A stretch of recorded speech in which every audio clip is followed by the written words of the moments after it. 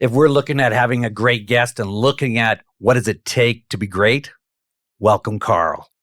You want to know about AI? Karl knows AI. Karl Yeh, correct? Yes. Oh man, I knew I'd get it right on the last time. Thank you very much for joining me on Shed Talk. Oh, thank you. It's awesome to be here. And yeah, I actually just met you today. And that's the beauty of it, because I didn't do any research on you, obviously, and everything about you. And then you're doing so much stuff. Yeah, a little too much, I feel sometimes. What do you think's a little too much? Well, I feel like during a day, I don't feel it's work. It's just it's a passion to do it. So I get up and I'm pretty excited. I'm pretty excited about what I'm doing, some of the stuff that, is going on, and whether that's, strategy development, marketing, demand generation, AI, whatever it is I'm doing, I'm pretty excited about it. Which is your most exciting part? It's the artificial intelligence side. Oh, okay. We gotta dive deep into that. Okay. So tell me, I'm going to ask you a really funky question here. Everybody has a moment in time, that one fork in the road, or that one moment that changed their life, that you got introduced to things. It was like, when was the last time you did something for the first time? Yeah. So the question comes in. Yeah. When was the first time you saw AI? Hey, take a minute and smash that subscribe button, and let's get back to the episode. I'm going to actually roll this back a little bit. Okay. So when I was young, I can't remember how old, 7, 8, 9, in that range. I actually was living in Vancouver at the time, and we had a family road trip to Calgary. And I was bored because it was all adults and I don't have anybody to play with. So my dad's like, here, play with this. So it was a little chess board, but you played against a computer. And it's the very first time I ever played chess, and I didn't know what I was like, what am I supposed to do with this? How long ago was that? Oh, I don't know. It was probably in the 90s sometime.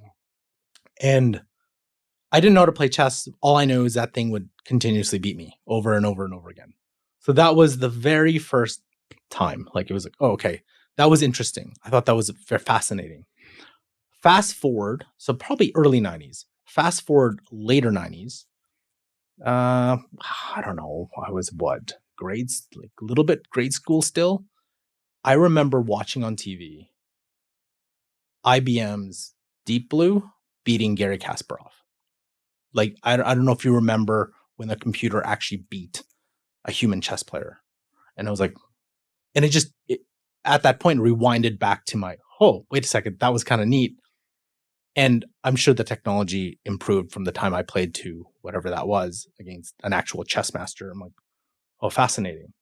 So that was like a point in time that I remember in my head. And, after that, got through high school, went through university. Actually, my career path was so different, like to what that was. But that was still ingrained in my memory. Fast forward to 2016. This was when DeepMind, a similar situation, created what's called AlphaGo, beat a human player, one of the oldest board games. Is it like on Jeopardy? No. It was it was just in the news, and it was just I just remember reading about it, and I saw it, and that triggered all the memories coming back. It's like, wait a second, my dad, chessboard, chess, computer chess, Garry Kasparov. It's like, now I want to pay attention because it felt a little closer, and I can actually do something about it. Back then I couldn't do anything about it. Now I actually started reading more, got more interested. Listened to Google's I/O presentation 2016, where they talked about natural language processing, machine learning. Got a little bit more interested, started reading up about it. But you couldn't still really do anything unless you actually was in that field. And I was in the marketing field. So I was like, I can't really transfer some of that over. And I also started getting into video production, and that. So kind of was put on a little bit of a back burner. But then 2018 happened, and I saw Sundar Pichai, again, Google I/O, where that really sparked was on stage and he was demonstrating an AI calling somebody. I think it was a restaurant, and it was a conversation between the AI and the real person. I was like, that has to be going somewhere. So I read up about it, started, playing with some of the tools. A little disappointed because some of the tools were like, I can't do really anything with this, whether it's an image generation, text generation. It was still really off. And just like everybody, I kept at it, but it was more of like as a hobby, just kind of played with it. I was actually really into more blockchain, Web3, crypto too. So got into that. But then, just like everybody else, November 22nd, November 2022, when ChatGPT came out, and at the same time too, Midjourney 4 came out, and when you actually use these tools, everything connected from the time my dad gave me that chessboard all the way to the time to here is like, that's it. That's the connection. And this is actually something that is usable. And I felt like this has implications across the world. And from then on, we saw it just explode. And here we are today where things are rapidly evolving faster than anything we've ever seen. So the question then, I'm going in there, that aha moment, okay, that all of a sudden as a kid, you've seen this, you're building that together. Then the next thing, years later, this comes in. Then all of a sudden that connectivity, the fork in the road, then all of a sudden, when you all of a sudden was able to put that piece together, that emotional feeling, could you sleep? It was like you just found the cure to whatever that was, and now you have to get it out there for yourself. Yeah. And at the heart of what I am is a builder. And here's an interesting thing. I told a VP of mine, I said, to learn more about me, there's this movie. For the life of me, I can't remember. It had Guy Ritchie in it. It was a movie in the 90s. I shouldn't be watching it. I think I snuck watching it. It was a movie about, Guy Pearce. Movie about these people, and I'll tie it all back. Sorry, this is a really interesting. So it's about these Union soldiers. It was a movie about Union soldiers. They got lost. They ended up in a cave. And because they couldn't do anything, they essentially resorted to cannibalism. Magic Cave, they actually gained powers from it. So how does that translate to me? I'm not cannibal. But what I felt connected to that thinking back is, for me, I like to consume a lot of knowledge, consume it. But in addition to consuming, I want to implement whatever I'm learning. And as soon as I get the fix of, hey, this is actually working, I want to consume more knowledge and implement, consume and implement, combine that with me wanting to be a builder. I think you can kind of piece it together. Once I saw AI, I want to consume more, implement, and then also looking at the possibilities and the benefits to help people, businesses, and the way it can change the world. That was it. That was the rocket point for me. And I'm like, that's got me excited every day. What's the scare factor with AI? There's a lot, but I think it's not the scare factor as is the unknown. I feel there's a lot of like people is like, hey, it has big implications for the world ending. I don't see it that way. I see it more of like, hey, if you're not aware, this could take your job, right? It has a fundamental shift in economy, fundamental shift in how we go to work. It has a major fundamental shift how we learn. Because if you think about it, a free tool, it's free. You have the ability to get yourself a Harvard education. You can program to be like, I want, economics 101, give me an outline or course. You can learn. And then from that learning, then you can apply. But then also some of the tasks that we do from a job perspective, it can do. I just feel though, a lot of people, for that to happen, everybody has to have knowledgeable about that. And I feel that not everybody has the knowledge beyond the superficial. I'm just going to create content with it. Right. And you look at it like in society, how society changes over the years, like horse and buggy. I think I've even talked about that. Horse and buggy started here. We did. And then, yes, when the vehicle came, did it create jobs or lose jobs? Well, yeah, Of course you bet it it did. did. Now, here we are. Fast forward to today, AI, where it's coming here, where it's the things you know that you don't know. Well, we don't know where it's going to go. No, we don't know what the opportunities are until we actually look at it and go after it. Yes. I was talking with people in AI. I say, "Oh my gosh!" And when I first saw it on November, I went, "This is brilliant." Well, let's put the math together for it. So if there's 100,000 people that saw AI for the first time, oh man, this is going to take a lot of jobs. There's only going to be 1% out of that 50,000 that say, I'm going to try it. Then after the 1% of that are people that are actually going to implement something that works for them. Correct. So the first time users, first time guys. So if you're reading it in the paper, it's already too late. And that's where you're coming in here and creating companies, as in whatever that is to you, to take AI to the next level. Yeah. What does it help with businesses? So the one thing that I'm noticing, when you mentioned horse and buggy, you mentioned some of the major technological innovations in history. Now, think of those innovations. They appeared over time. So it's like when the printing press happened, people had time to get used to it. So imagine the printing press happened, the computer happened, internet happened, and compress all that within a year, 2 years. That is AI, because that's how fast it's moving. So I believe there's a gap right now, and then that gap is growing. There's a gap between people who are using AI regularly, frequently, versus those who use it infrequently or don't use it at all. And the problem there is because AI is moving really, really fast, faster than most people think, the people who are using it frequently are up to date on the latest things, whatever that is. And as those things pop up, it's exponential growth. So they stack on top of each other. So the people who are using frequently are up leveling their skills daily, weekly. The people who aren't using it frequently, they're still at the, hey, how do I prompt to actually use this? That's to me a problem, because now the very few, like you said, there's only 1 or 2%. So OpenAI had their dev day a couple of weeks ago. They said there's about 100 million people using ChatGPT every week. Cool. How many of those are ChatGPT Plus users? I don't know. What? Conservative estimate. What's a Plus user? The one who pays $20. Okay.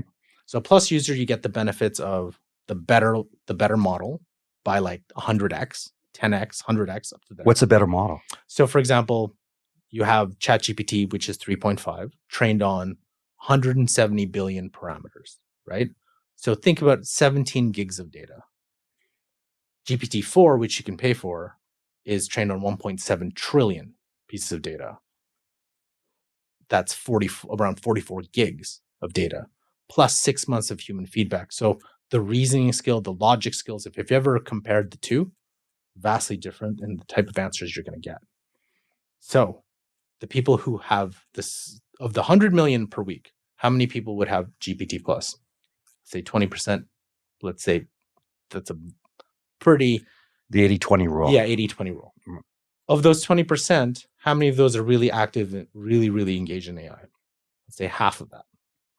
So of the 100 million, there's actually not very many who are taking advantage of the full capabilities, right? And back to my percentage of the gap, that gap is growing because people don't have time to, one, educate themselves because it's moving too fast.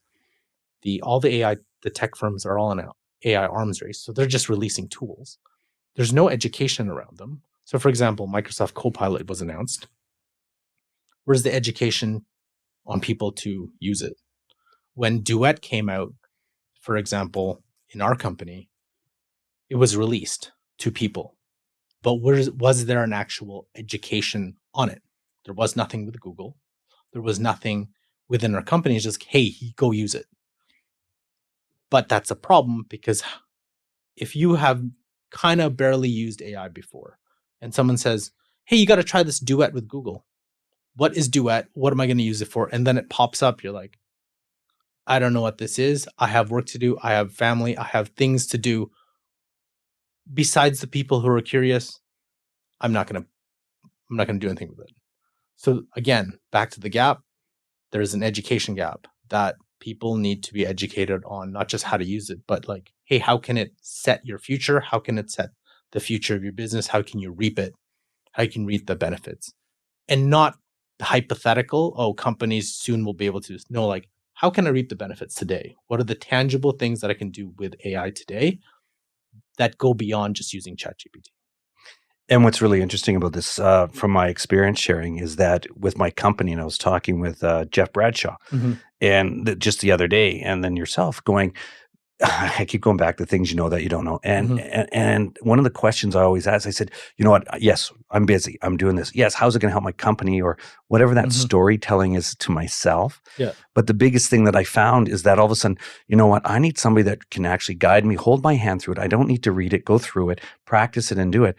Show me and tell me what it is. Now I ask other people, and everybody has an opinion. Okay. Sure. Everybody, this is how it is. We all assume this. And I'm going, wait a second.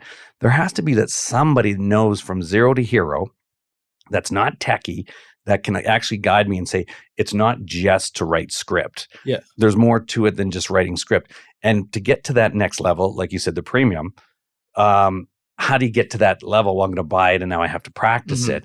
By actually bringing somebody in to talk about, well, did you know that you can actually do this? Yeah. And so we Google stuff. I go on and I'll Google something. And then I get lost. Yeah. And it's actually having that conversation back and forth and going, wait a second, bring it down, dummify it.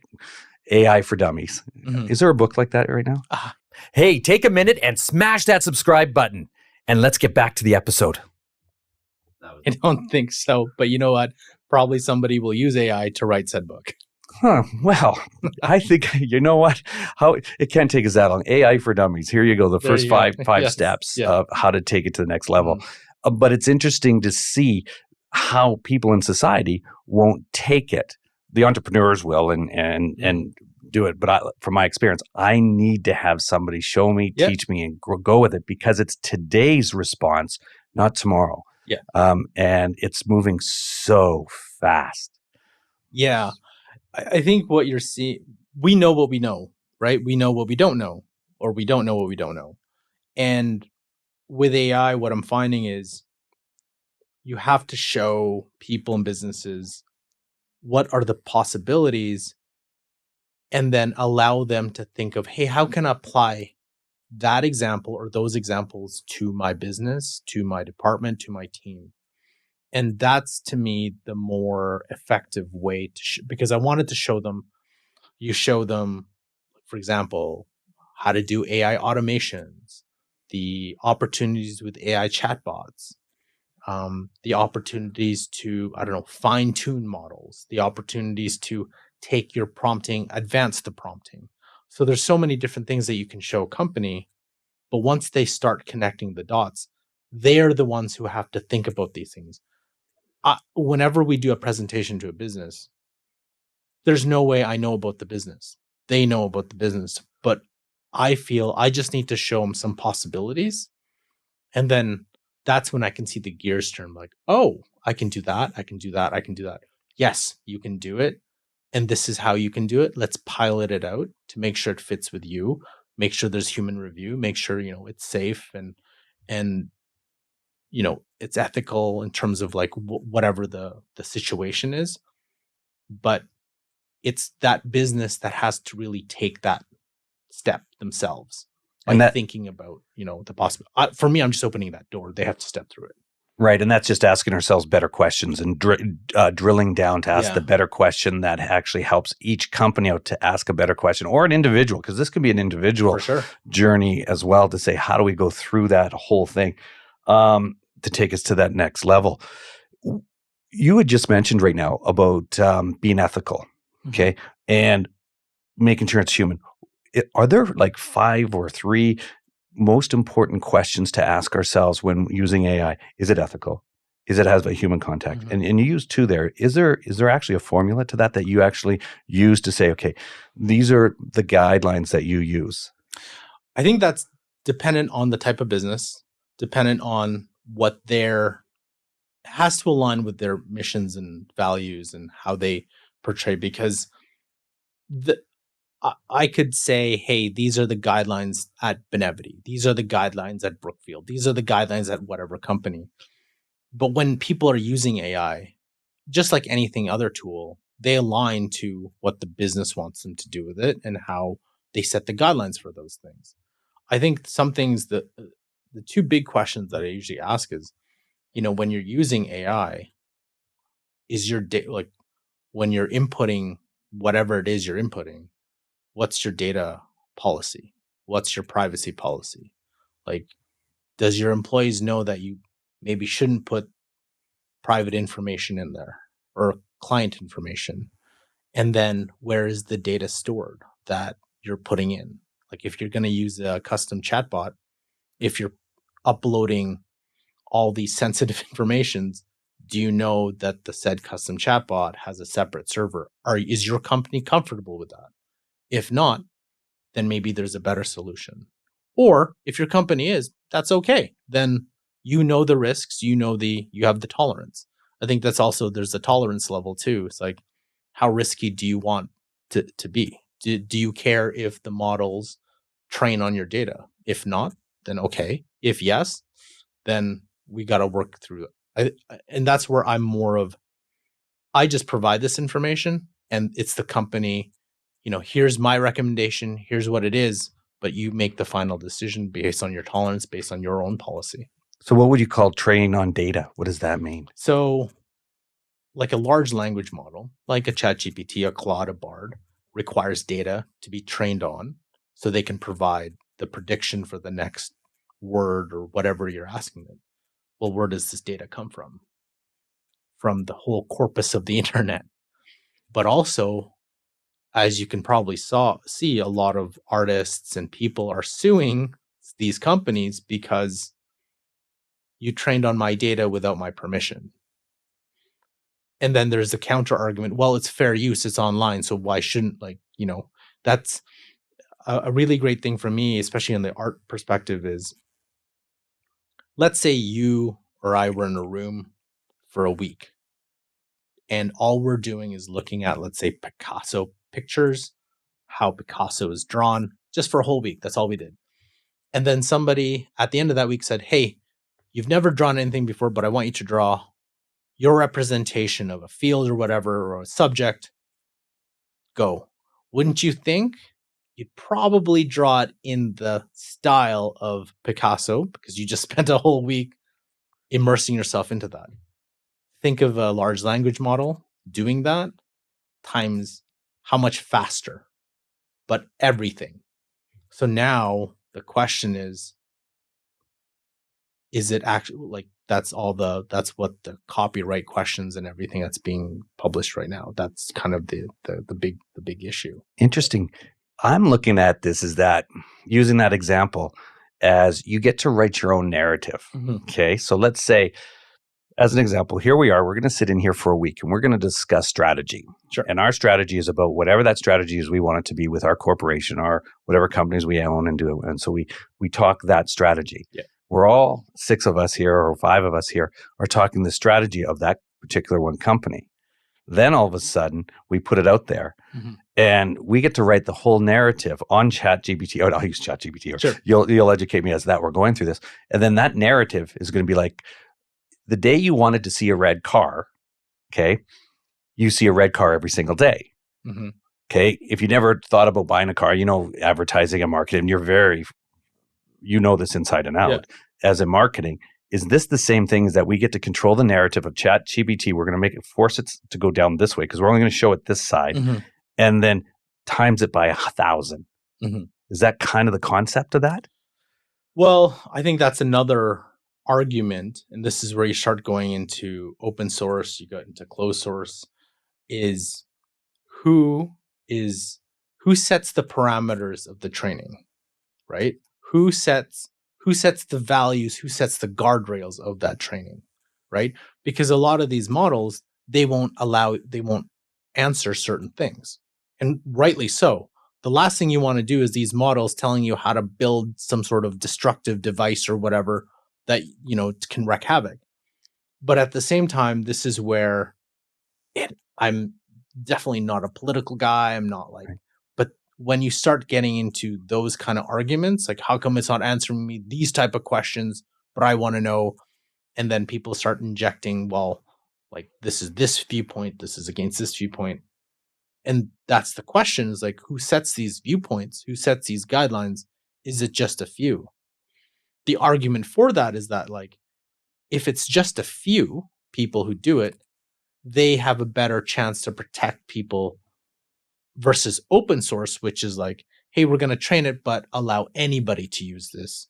No guardrails, away you go, right? And the community will protect itself. So there's that dichotomy. It's like, okay, which is better? And there's pros and cons of each, and they're always going to argue for it. I think that that's kind of where that's going. So what about the government stepping in? So I don't know if you saw the hearings when they put up like heads of tech, Zuckerberg or whoever, and there's always jokes and memes about them, right? It's like, who are these people that are asking these asinine questions? You're like, really? You asked that question? I feel the knowledge that the government or our elected officials have is as limited or even less than the general population of what AI is. And because AI is moving so fast, for them to even understand it is a challenge. But then for the government to actually create laws that are in line with it, that's an even bigger challenge. And I think that's a danger too, because I do believe there has to be some sort of regulation on this, right? Because there are some dangers. We're not talking like doomsday dangers. We're talking like the example of the mother who heard a cloned voice from, or a daughter cloned voice from her mother or whatever. It's like those kind of things where people can start impersonating people and then doing malicious things with that impersonation. There has to be some sort of regulation. There has to be some sort of way, hey, that's wrong. Like, here's the punishments for that. Here's like those kind of things, like misdeeds. Like, how would you create laws for that? But to create laws, you need elected officials who are knowledgeable. But how do you get them educated when you're also having a trouble educating the rest of the population? So that's the quandary that we have right now. I got to ask a one here because it's happened with the board being changed over. Yeah. Okay. Do you want to explain a little bit about that? Do you know about a little bit about it? Yeah. Oh, please do. So, hey, take a minute and smash that subscribe button, and let's get back to the episode. Now, I'm not the expert at this. I think between like the third Friday to the Tuesday of that weekend, if you were on X or formerly Twitter, it was like the biggest soap opera, and you're just keeping refreshing, following the certain tech journalists and then the people who are reporting on the news. So, quick recap. Sam Altman was fired by the board. Reasons unknown. Speculation is they found something, he didn't tell them, whatever it was. The OpenAI, and then they started looking for different CEOs. They found one, but then the staff at OpenAI, I think 95% of them threatened to quit. Long story short, he came back, new board, like all in a span of like 5 days. And you think about that as an entrepreneur, we grow up with everything that we do, and you look at, here's a guy with a lot of power. Yeah. Because your board's supposed to have a lot of power, then he's able to come back and dictate the power. It's like, well, that was kind of interesting. It's interesting. And, the way that their board was set up was a little bit different because it didn't have a fiduciary duty, had more of a nonprofit duty, and it was just a little bit different. But it got you thinking, it's like, okay, what was most boards, if they're ready to relieve their CEO, usually have a plan to hire a new CEO, usually have a communication strategy on how to do it. This doesn't play out on Twitter, right? This does not play out in the media. So you'd have to think, say, something set this off. And I don't know, sometimes when you boil down to it, it's like an ego, like some of the greatest conflicts in the world, some sort of ego thing or some really dumb reason. So that was my first thing. It's like, really? There must be some sort of clash or whatever. Then there's speculation about like, hey, is this AGI, artificial general intelligence, that may have they may have found something then it didn't tell the board. So a lot of speculation. And even there was a Verge article that was written yesterday where the reporter talked to Sam. They didn't get anything, like, because there's supposed to be an independent committee review of why this happened. I just think the whole thing, all I know is, since he's going to come back, and last March 2022, 2023, he made a comment I didn't really catch on, and it actually connected now. Sam said, we could, with these models and the things that we're producing, we could test it in a bubble, and a bunch of people, insiders, like Silicon Valley people, can test it, and then we release it. Or we release it to the public and let them test it, and then that initiates rules and regulations. Two very divergent thinking, pros and cons of both. I know for a fact, now that he's back, I would feel the pedal's gonna be put even further down, and we're gonna accelerate, and AI is gonna go even faster. Because now, if you think about it, well, he has all the leverage. And if that's what he thinks, he wants to bring these things out, wouldn't you think that there's stuff are going to come out even faster now? Because there's a lot of stuff that they're working on. You can kind of piece it all together with what their employees say, what he says, and there's a lot of speculation, but I just feels like they're going to put out new stuff. It's going to force Google, going to force all the other players to push, and everything's going to be accelerated. That's awesome. Yeah. Well, Karl, thank you very much for being on Shed Talk. This was outstanding. And the things we know that we don't know. Exactly. Thank you. Thank you.